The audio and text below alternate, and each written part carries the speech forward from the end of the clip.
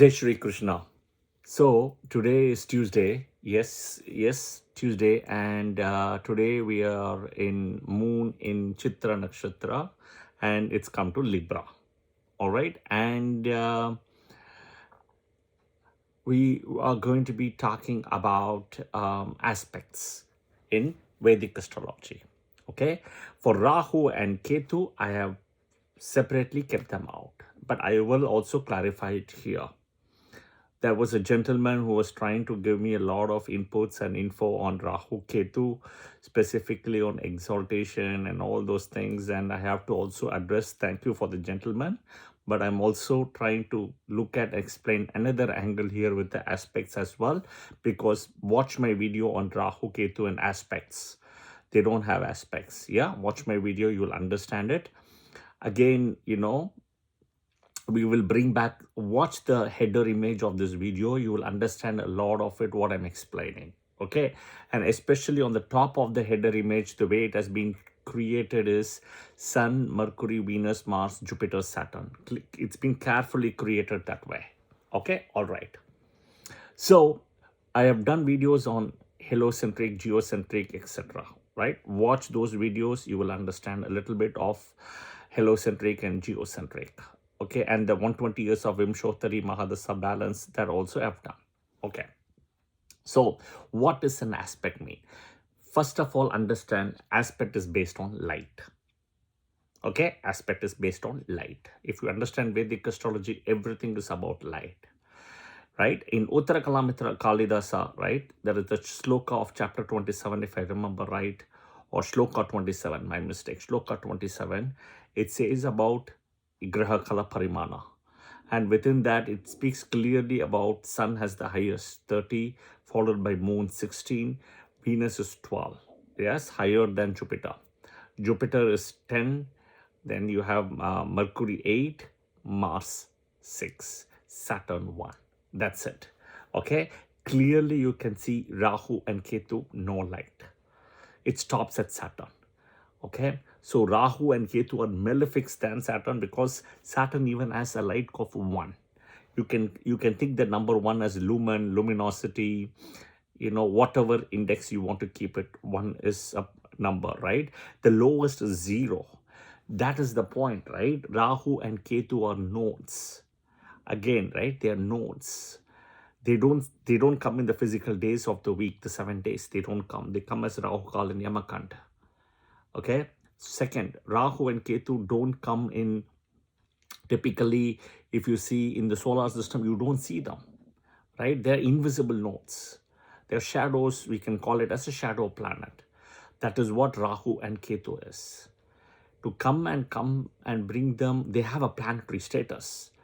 That is most important. But you cannot bring them into things like, for example, Ashtakargas code. Rahu and Ketu won't get it. Right? Rahu and Ketu, they have their limitations, but they are the most powerful. That is the beautiful part. Right? That is the most beautiful part. Okay? They don't have the true physical body status. And I have published around all the videos and everything around it. Watch it. Okay. Aspect is light, purely about light. When you bring to light, you have to understand all the planets will have light. These so-called 6 planets I'm talking, plus Moon 7. Okay. They have some form of light. Now we'll have to break it down. And we'll have to also see situations when there won't be aspect.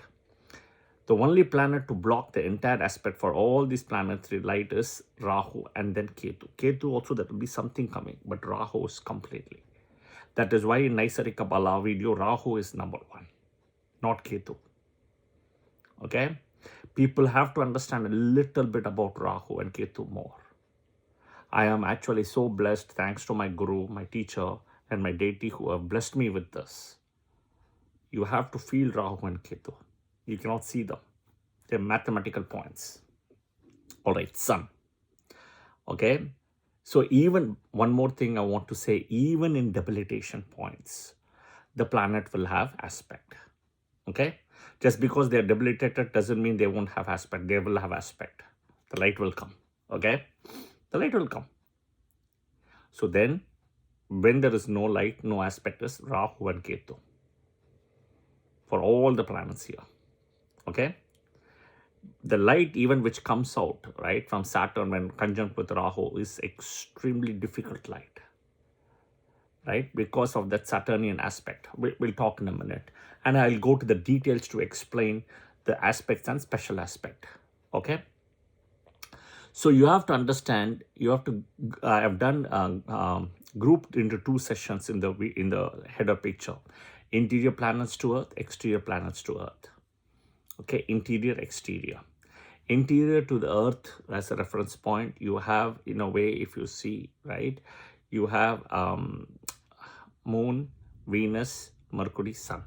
Okay, interior to Earth. Exterior to Earth, you have Mars, Jupiter, and Saturn, 3 planets. Okay, you have 3 planets, all right. And I will also explain which is the most difficult aspect as well, the karmic aspect. See, the 7th aspect is not a strong aspect. It's the weakest aspect. Why? Because think of this. You and your opponent here, both of you seeing each other. So you cannot show your anger in front of the opponent. You cannot show your anger, right? The opponent will also show the anger in front of you then, right? You can see the difference now. So when both of you are seeing each other, in a way, you have to mellow your thing. So when 2 planets aspect each other as the 7th aspect, it is not the strongest aspect. In general, 7th aspect itself is not the strongest aspect. All planets, in a way, have it. Keep aside Rahu Ketu. Keep aside Rahu Ketu. Okay. Now, let's come to the crux of the story here. Okay. Interior planets to Earth. Moon. Okay. Moon. Now, Moon and Amavasya Moon won't have any aspect. That's the most important thing. An Amavasya Moon won't have an aspect. Okay. A moon which is eclipsed by Rahu and Ketu won't have an aspect. So, moon has to be with strength. Okay. For having an aspect. Okay. This is the most important thing with the moon. So, moon has to have a strength. How do you define strength? 4 places away from the sun. Going towards the sun or going away from the sun, 4 places and by degrees. Kendra. If you put sun in 10 degrees in Gemini, moon has to be at 10 degrees in Virgo. Exactly. Kendra. The first Kendra it starts. That is where the light will start. When will start losing the light or no light? When moon, the same sun in Gemini 10 degrees, moon is in Pisces at 10 degrees. That is when it start losing aspect, no aspect. In a way. Okay, the light, it has to be there. The light is the most important thing. That is where it will starting and losing. Okay. Now, that is where the moon is with strength. In a way, right? When moon is even coming out of Tritiya itself, it will have some light, but it's very minimal. Understand? Very minimal. Okay. It is not the light what you think will be extremely strong or powerful. Okay, so this is about moon. So eclipse moon, again, no aspects. Okay, no aspect. People born in solar, lunar eclipses, all those things. Okay, all right. Mercury, again, 7th aspect only. Interior planet, 7th aspect. But Mercury, right, Mercury again will only lose the aspect with Rahu here. No other place. It doesn't even get combustion. I'll do separate video on combustion.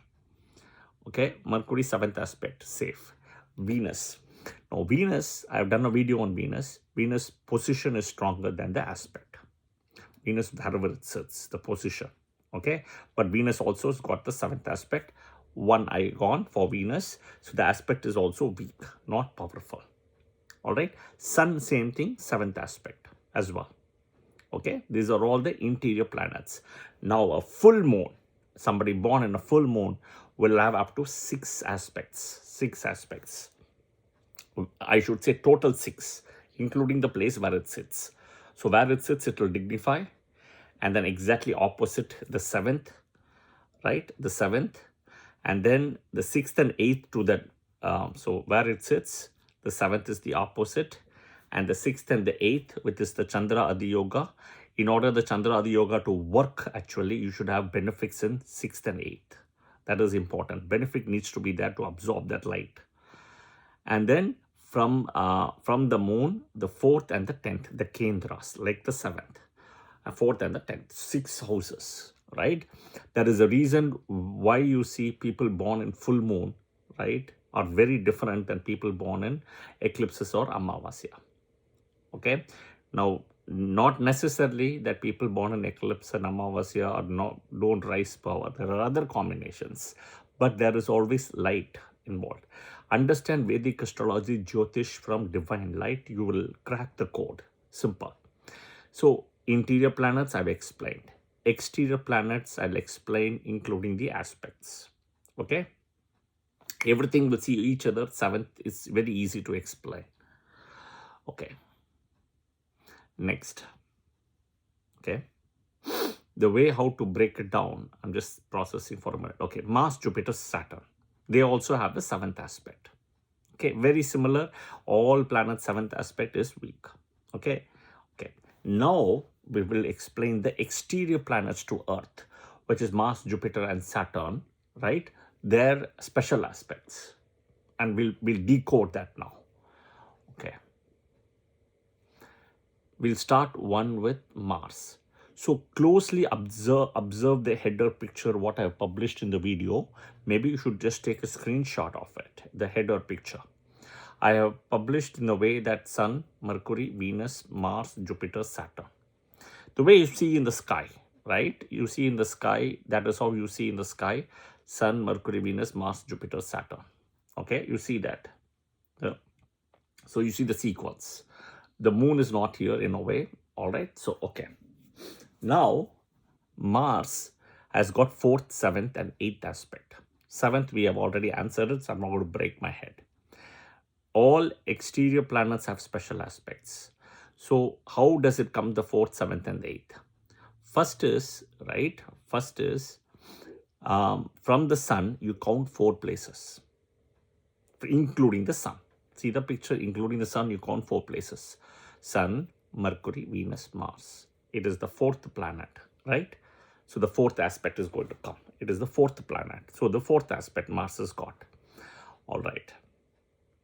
Next is, because it is exterior. See, in a way, though, there is an application of rule number 5. Okay, the number 5. 5 is always associated in Vedic astrology in a big way. When you do the day of the week sequence, we apply 5. Okay, everything. And it's a very standard number. Okay, I'm not going to keep on changing it for any of the exterior planet role also. Apply 5.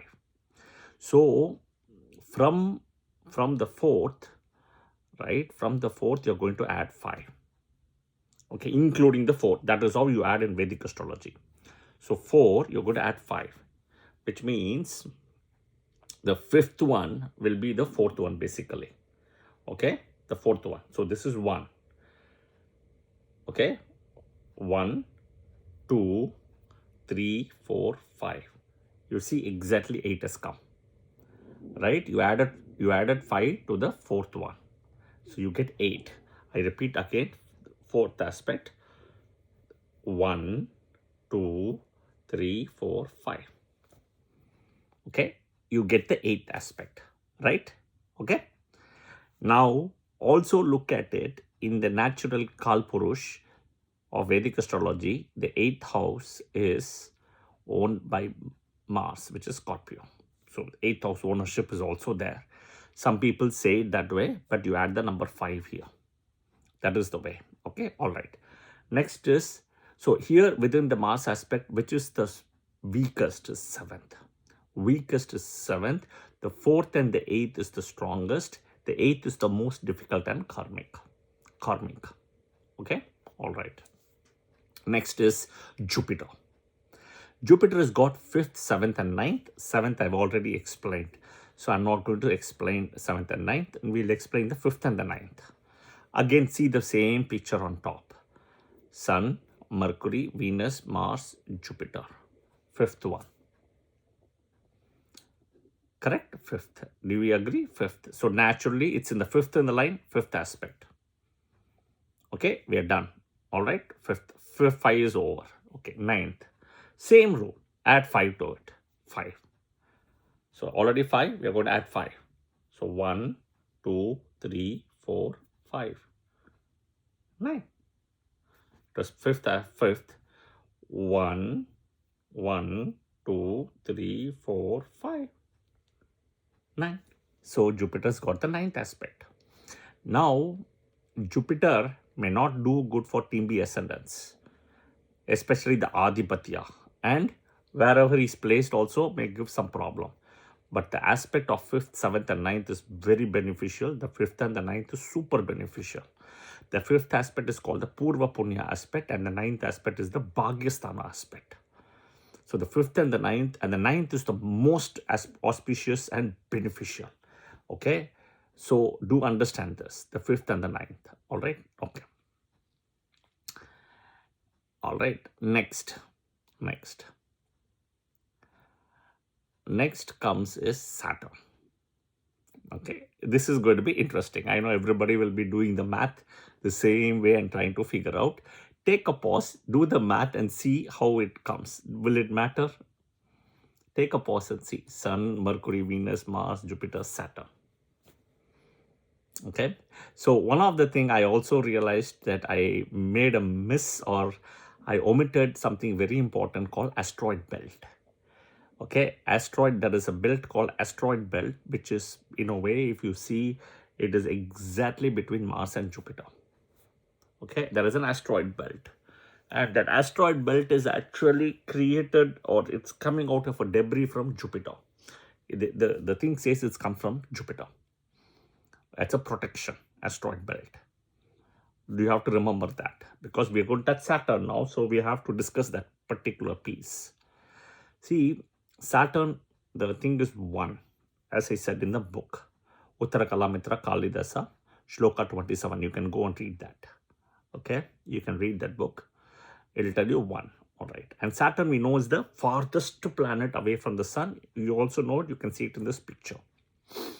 All right, so it has to cross the asteroid belt and everything. Right, now one may ask, even for Jupiter there's an asteroid belt, right? But the asteroid belt itself comes from Jupiter. It's Jupiter's energy only, in a way, right? That is what the book says. It's a Jupiter energy. Simple. Okay, so we'll do the math. Okay, we all agree on Saturn's 7th aspect. We all agree. I mean, that's not a problem. The 3rd and the 10th. That is the beautiful part. Okay, Sun, Mercury, Venus, Mars, Jupiter, Saturn. 6th planet. Okay, Sun, Mercury, Venus, Mars, Jupiter, Saturn. 6th planet. So then you should say, oh, Saturn aspect should be 6, but it's really not 6. It's third aspect, right? Yeah. So here is the catch. Because of that asteroid belt, and the number is 1 here in the Graha Kala Parimana, Saturn is only able to do half of it. So the 6 divided by 2 comes half, okay, which is equal to 3. That is where Saturn has the 3rd aspect. Okay, 3. Because of, you have to understand, the light from the sun has to go to Saturn all the way, and that one thing of Saturn has to mix with that light and come back again. Okay, so that is where the loss is, in a way. And it's a matter of just light of 1 from Saturn. Okay, so we got to 3, right? Next is we have to come to the 10th. So how do you do is, again, Sun, Mercury, Venus, Mars, Jupiter, Saturn. Okay, this is what actually 6th in the line. That is the original. So to the original of 6, you're going to add 5. You're going to add 5. Okay, 6, Sun, Mercury, Venus, Mars, Jupiter, Saturn to the original. 1, 2, 3, 4, 5. 10th aspect. You got it, to the original. Because we did the 6 to 3. The reason is because what I explained logically.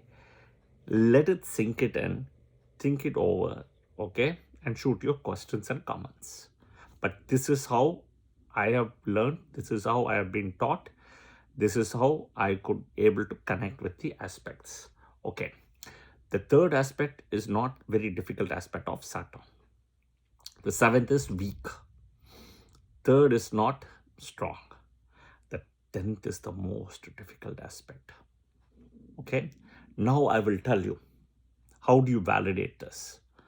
There are many ways to do it. I'll tell you one technique. You can validate it. In your birth chart, in anybody's birth chart you look, wherever Saturn is sitting, look at exactly where the 10th aspect goes.